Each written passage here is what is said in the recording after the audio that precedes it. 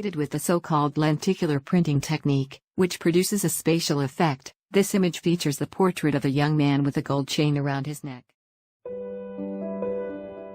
The medallion hanging on the chain depicts, depending on the vantage point of the viewer, either the cross or the Star of David, thus the movement of the viewer produces a slight, yet very important change in the image.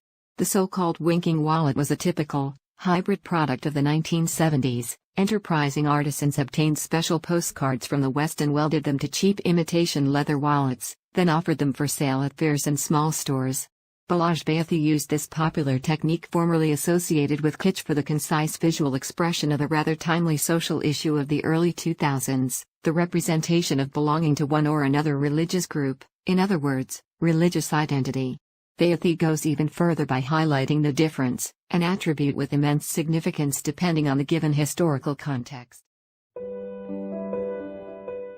Hi, my name is Ludwig. We are here in the Fushel MZ on the shooting with the Red Bull athlete Sasha Christian, and I would like to show you how to make the 3D lenticular pictures and the flip-flop pictures.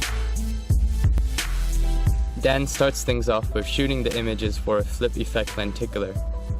He wants to shoot 3 images of Sasha in the same pose, but with 3 different outfits. Use your camera on a tripod in order to keep the same frame for all the shots. Try different poses to see which one works best.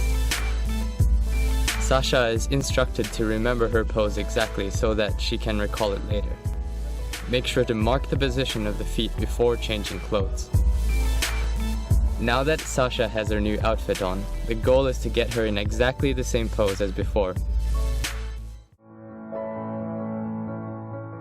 Balazs Beothy became well known as a member of the artist group Hajetsujazak, Substitute Thirsters, active between 1984 and 1992.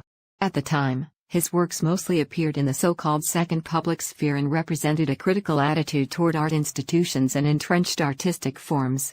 Instead of bringing up directly political topics, Beothy and the group expressed their criticism of the regime through providing an alternative to official culture and officially accepted ideas about art.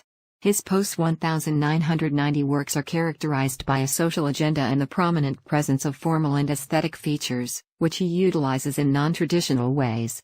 Beothy uses mundane objects and visuals in his works, which often makes them appear self-evident.